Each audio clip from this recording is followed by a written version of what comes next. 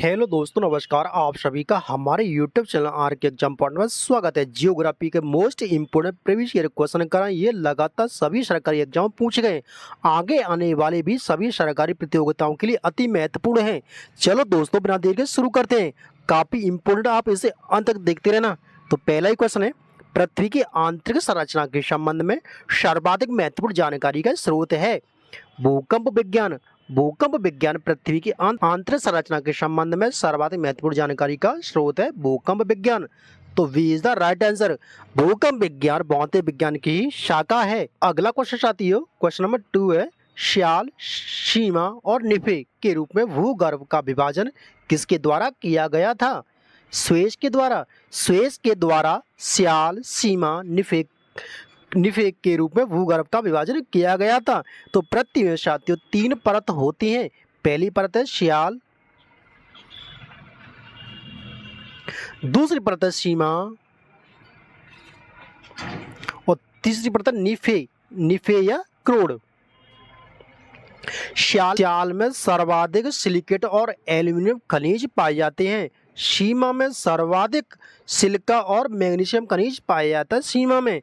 और सीमा की बात करें साथियों, सीमा बेसाल्ट एवं ग्रेवो जैसी चट्टानों से सीमा का निर्माण हुआ है। निपे में निकिल और आयरन खनिज पाए जाते हैं निपे में। तो 3 परतें, श्याल, सीमा, निफे। साथियों, पृथ्वी के केंद्र पर पाए जाने वाला चुंबकीय पदार्थ है निकिल। निकिल पृथ्वी के केंद्र पर पाया जाता है। तो C is the right answer. अगला क्वेश्चन है, इस स्थल मंडल से तात्पर्य है? पृथ्वी की बाह्य पपड़ी। पृथ्वी की बाह्य पपड़ी इस स्थल मंडल से तात्पर्य रखती है। तो D is the right answer. अगला क्वेश्चन है, महासागरीय सतह का निर्माण किस प्रकार की चट्टान से हुआ है? बेसाल्ट चट्टान से। बेसाल्ट चट्टान से महासागरीय सतह का निर्माण हुआ है। तो B is the right answer. बेसाल्ट चट्टान एक प्रकार की ज्वालामुखी अग्नेय चट्टान है। बेसाल्ट चट्टान के साथियों ज्वालामुखी या अग्नेय चट्टान है। निम्न में से किसको व्हाइट ऑफ द अर्थ कहा जाता है? मेंटल को। मेंटल को व्हाइट ऑफ द अर्थ कहा जाता है क्योंकि मेंटल पृथ्वी के कुल द्रव्यमान का लगभग 68% पाया जाता है। मेंटल, जो कि मेंटल किससे बना होता है? मेंटल बना होता है सिलिकेट और मैग्नीशियम की सेलों से बना होता है मेंटल। अगला क्वेश्चन साथियों, भूगर्भ में तापमान वृद्धि का कारण है? दाब, रेडियो सक्रिय पदार्थ का विखंडन। तो उपयुक्त दोनों सही है। भूगर्भ के तापमान वृद्धि के कारण है दाब, रेडियो सक्रिय पदार्थ का विखंडन। तो B C is the right answer. A और बी दोनों सही हैं। अगला क्वेश्चन साथियों, पृथ्वी की भूपटल में कौन सा तत्व प्रचुर मात्रा में पाया जाता है? एल्यूमिनियम। तो पृथ्वी की भूपटल में सर्वाधिक मात्रा में पाए जाने वाला तत्व या धातु है एल्यूमिनियम। एल्यूमिनियम का प्रतीक है ALU और परमाणु क्रमांक है इसका 13। तो भूपटल में सर्वाधिक कौन सा तत्व पाया जाता है? एल्यूमिनियम। और ये क्या है? धातु। एल्यूमिनियम का एक प्रमुख अयस्क है बॉक्साइट। एल्यूमिनियम का प्रमुख अयस्क है बॉक्साइट। अगला क्वेश्चन साथियों, प्लेट विवर्तन सिद्धांत का प्रतिपादन किसके द्वारा किया गया था? हैरी-एश के द्वारा। प्लेट विवर्तन सिद्धांत का प्रतिपादन हैरी-एश ने किया था। तो ए is the right answer.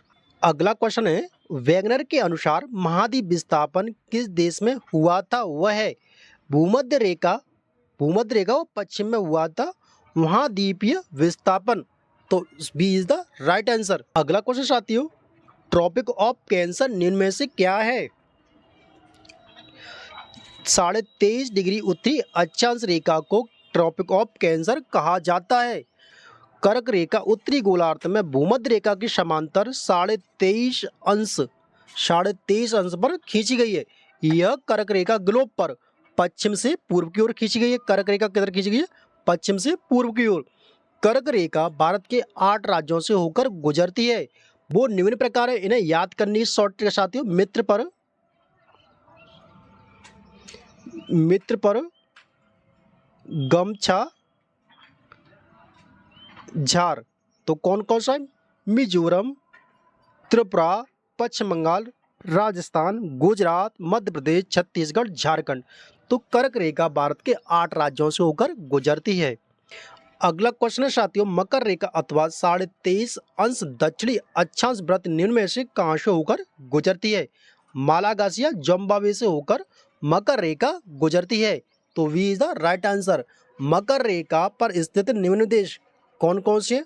Australia, South Africa, Zimbabwe या Malagasy, Chile, Argentina, Botswana, Namibia, Brazil, Paraguay, Madagascar.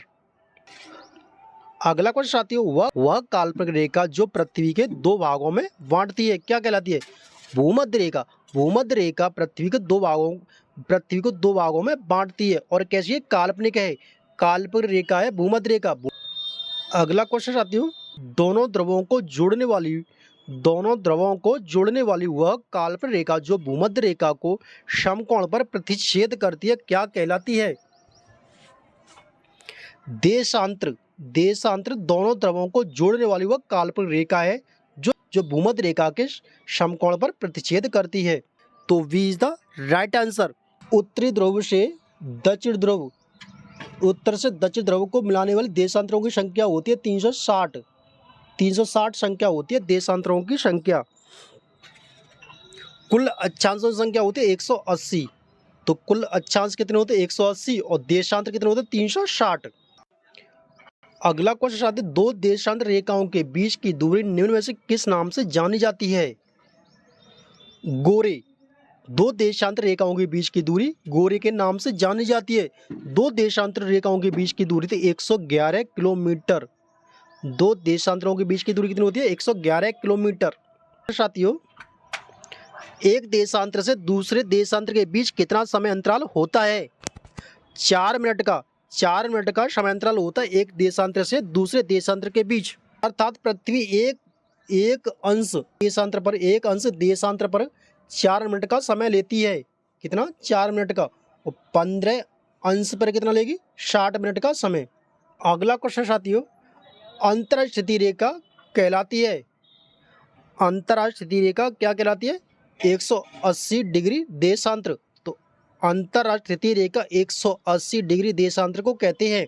अंतरास्थिति रेखा 1884 में निर्धारित की गई थी। और ये कहाँ की गई थी? वाशिंगटन डीसी में। अगला क्वेश्चन है, जानवरों, वनस्पति एवं सूक्ष्म जीवों के अवशेष किस प्रकार की चट्टान में पाए जाते हैं? अवसादी चट्टानों में जानवरों, वनस्पति एवं सूक्ष्म जीवों के अवशेष पाए जाते हैं।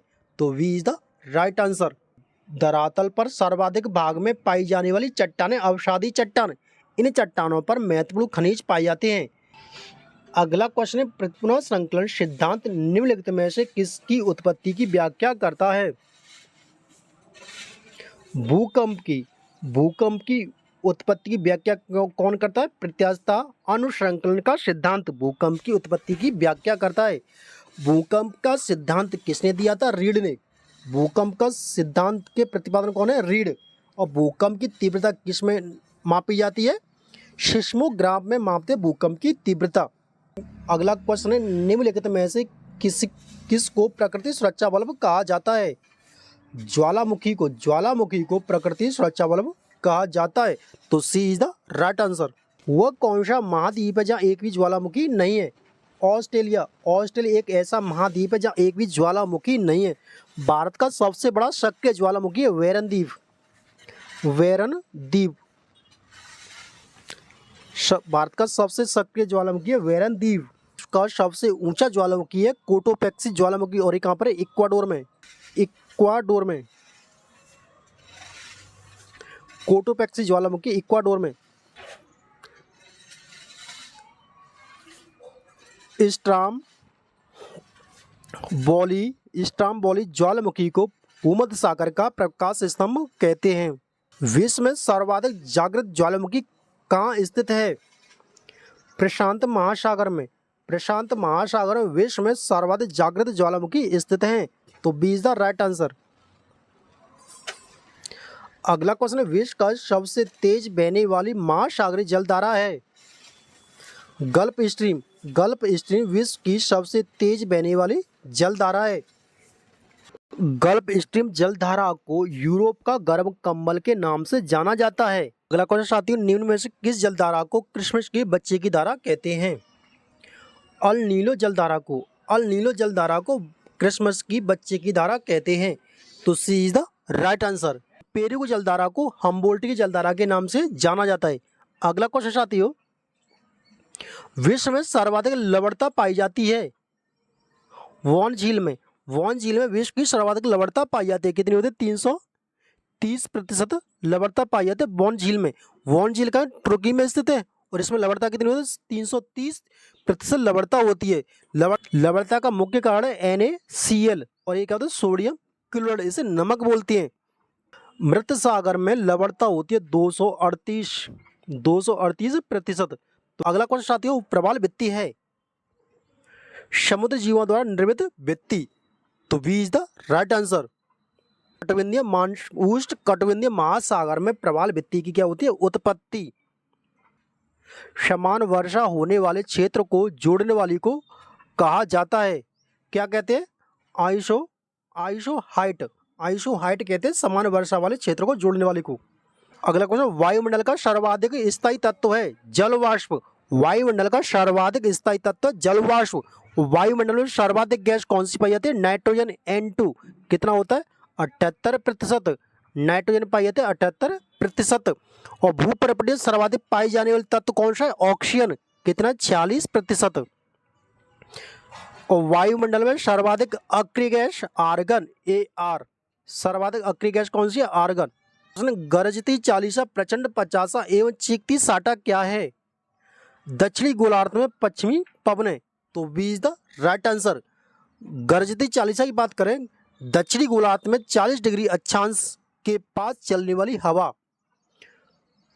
प्रचंड 50 डिग्री दक्षिणी अक्षांश में चलने वाली हवा। चीखती साटा है 60 डिग्री दक्षिणी अक्षांश पर चलने वाली हवा। चक्रवात की दिशा क्या होती है? उत्तरी गोलार्ध में घड़ी की सुई के विपरीत और दक्षिणी गोलार्ध में घड़ी की सुई के अनुकूल। तो ए इज द राइट आंसर। तो ये सारे ज्योग्राफी के मोस्ट इंपोर्टेंट क्वेश्चन थे। अगर आपको वीडियो पसंद आई तो इस चैनल को कर देना सब्सक्राइब, इस वीडियो को कर देना लाइक। मिलते हैं अगली क्लास में, तब तक के लिए टेक अप के धन्यवाद, नमस्कार, जय भारत, जय हिंद।